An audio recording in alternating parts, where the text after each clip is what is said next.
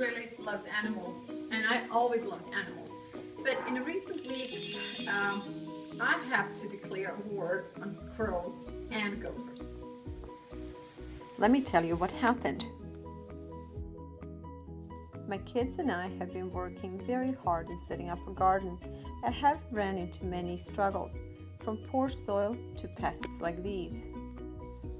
I have learned to live with them and to share with them. Like grasshoppers, I will simply remove from a garden, and with bunnies, we share. They eat some and then leave some for us.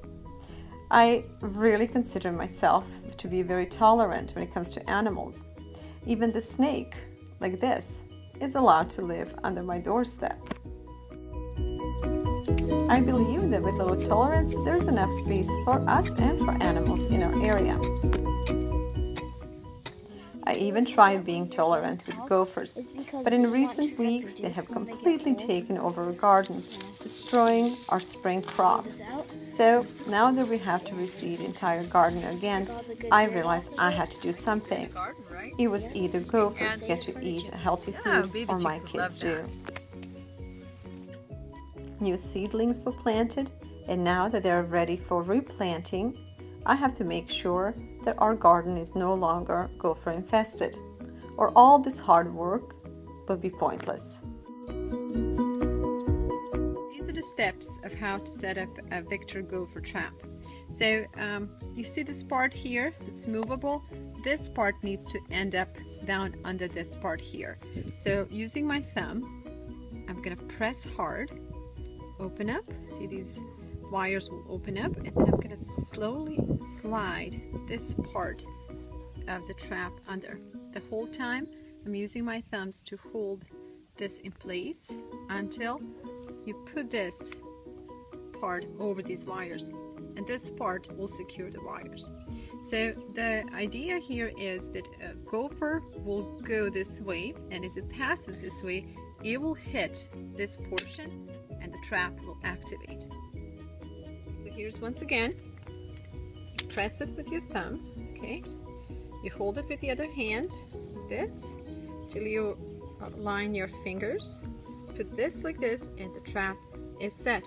As I mentioned earlier, it's this is extremely dangerous, and so if you're teaching your kids how to set up traps, please do it with supervision.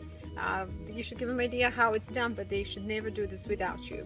And now the next step is to set two identical traps in the same tunnel. That's the one way to do it. I usually just set one trap in one tunnel, usually the tunnel from which they are either going in or coming out. But this is the ideal situation. So you can have the traps catch a gopher if it's coming from this way or from that way. So this is the one way to do it. And as you see, I have these ropes on both of them. And the reason why I have ropes is because sometimes the gopher will be caught and it will drag the trap so deep in that you won't be able to retrieve it. So these ropes help, and I often will have a little stick and I will tie a rope to a stick just to make sure that the trap doesn't go too far. And this way, and this also helps me to get the traps out. Now the hooks will open up and you're just going to push them in as deep as you can. And what I have done before setting the hook, I have used this little shovel to kind of make the opening bigger so the hooks inside will have enough space to close. Marco is trying to catch this one. Earlier, use the shovel to make the opening larger. This way the trap will have enough space to work.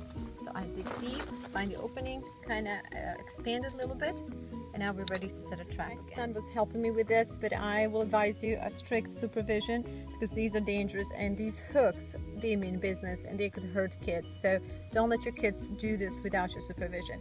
This one is ready. I'm going to set it in a hole and just wait. So let's see, we might have another one. Okay, I guess not. It's not heavy enough. Maybe we did. No, this one is empty, so we'll have to try again. See what we got in this one. Okay, I don't think we got it. Okay, well, I guess we gotta work again. This one is still open, but I'm gonna dig some of this excess dirt and I'm gonna set them up again. We did it! And that's how you catch a gopher.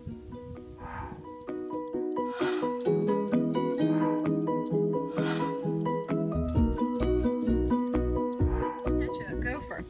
Now the next challenge is how to get it off of the trap. Well, the trick is this. You need to push on this middle part right here. When you push this, the hooks will open up. So be careful, because this is a lot of times this can slip. As you see, I got it off, and then just use a stick or something like this to push him off the trap. I know this is not a fun thing to do, but there it is. Really big gopher.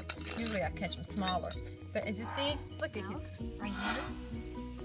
Then it puts it in these two pockets. And then when it's done, it takes its hands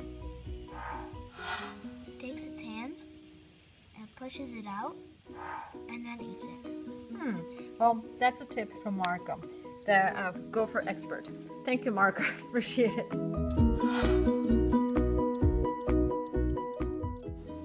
I've been told the best way to dispose of a gopher was to bury it right back in its hole. This was supposed to be a warning to others to stay away. I guess the stench of decomposing animal should keep them away. Thank you for watching, and I hope that this little tip will help you keep your garden and your yard safe.